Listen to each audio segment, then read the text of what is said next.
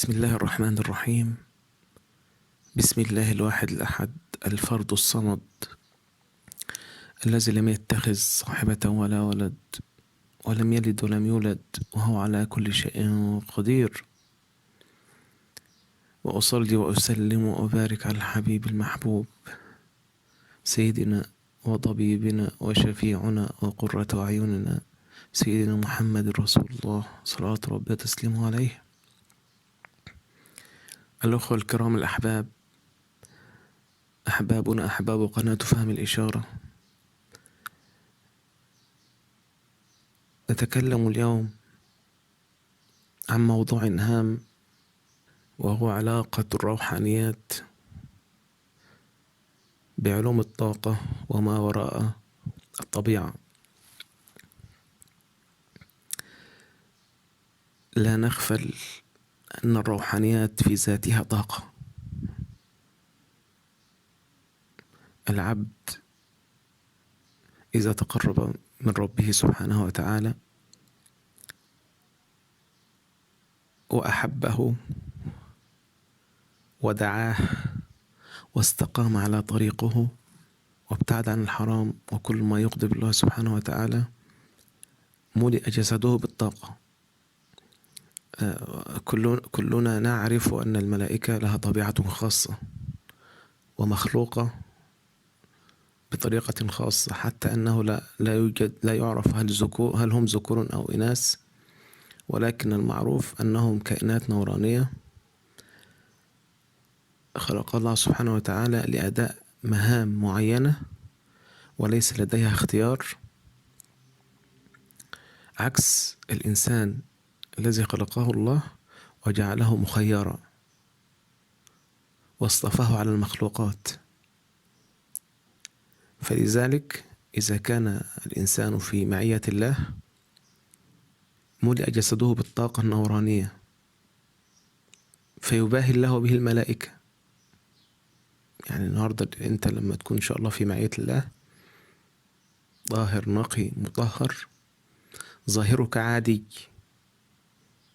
تعمل وتجتهد وتجد وتنفع نفسك وتفيد أهلك ووطنك وتنصر دينك وتشارك الناس أفراحهم وأحزانهم، وفي الباطن تكون لك علاقة خاصة مع ربك، تتدبر في الخلق والمخلوقات، تفهم حقيقة نفسك.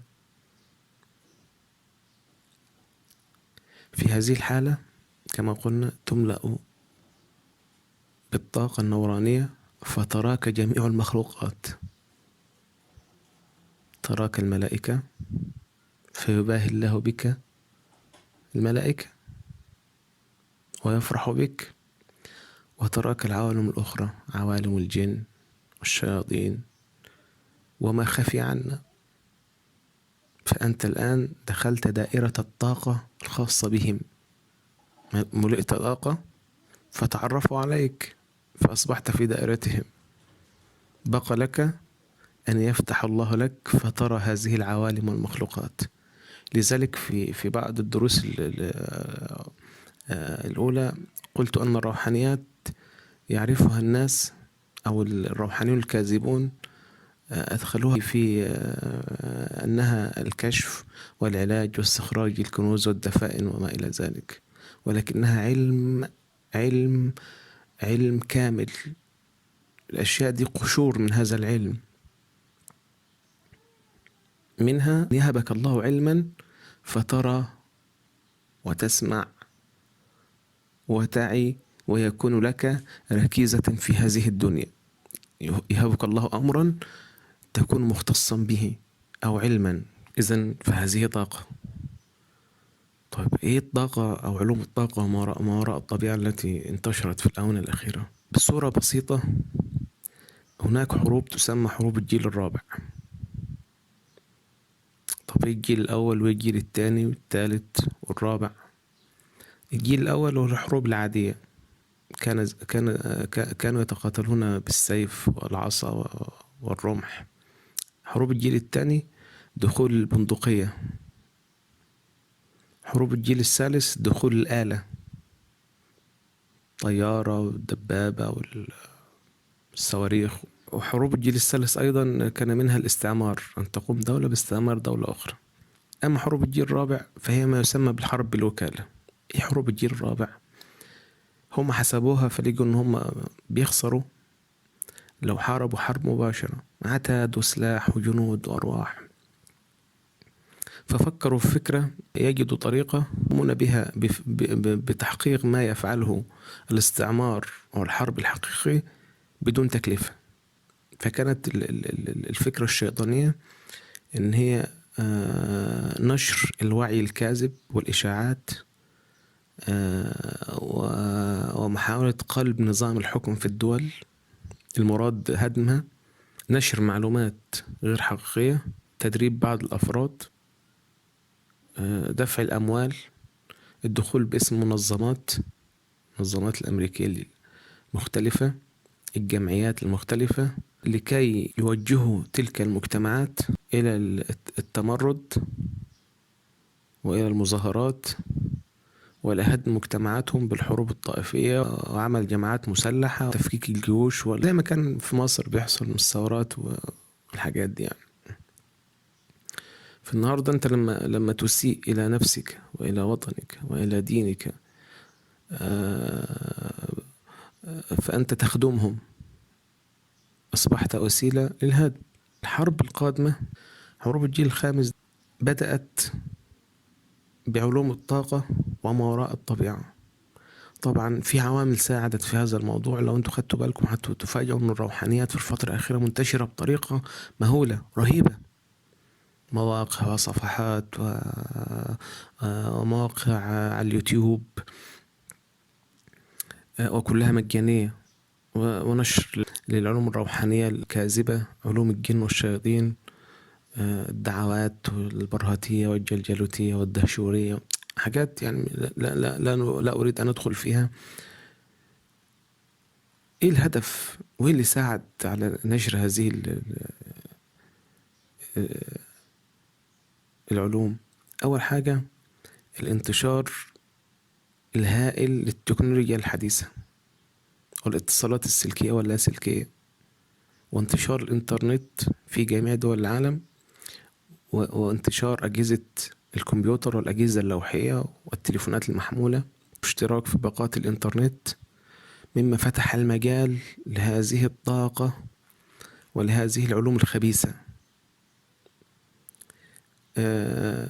والتهيئة لحروب الجيل الخامس. وأنا بعتقد أن حروب الجيل الخامس بدأت بعلوم الطاقة والحاجات دي لأنها امتداد أو لقرب أو بفعل المسيح الدجال، لأنه عندما يظهر لابد وأن يكون له أعوان. فالشياطين والجنون يعملون جاهدين على نشر خرافات وعلوم كاذبة، بحيث عندما يظهر نقول هذا هو الإله، إنه يظهر بنفس الطاقة اللي هي الطاقة دي اللي هي الروحانيات الكاذبة، يحيي ويميت ويرزق ويمنع وما إلى ذلك، فكله عن طريق السحر والدجل والشعوذة. فلابد أن يكون له عملاء.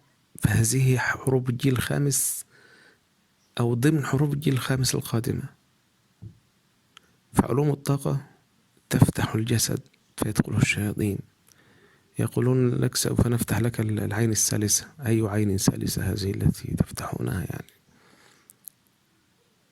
وما هي إلا فتح لدخول الشياطين عبر بوابات الجسد اللي هم بيقولوا عنها علوم الطاقة. مش عايز أتطرق في الموضوع ده حتى لو أطيل على حضراتكم، ولكن الروحانيات بعيدة كل البعد عن تلك. هي طاقة فعلا، ولكن ليست الطاقة التي يذكرها أهل الشر والضلال. هذه علوم أساسها الشياطين، سواء شياطين الإنس والجن. أما الروحانيات فهي طريق الله، لا فيها رهق ولا تعب ولا نصب، ولكن فيها سعادة الدنيا والآخرة. لذا وجب أن ننوه على هذا. وبارك الله فيكم، والسلام عليكم ورحمة الله وبركاته.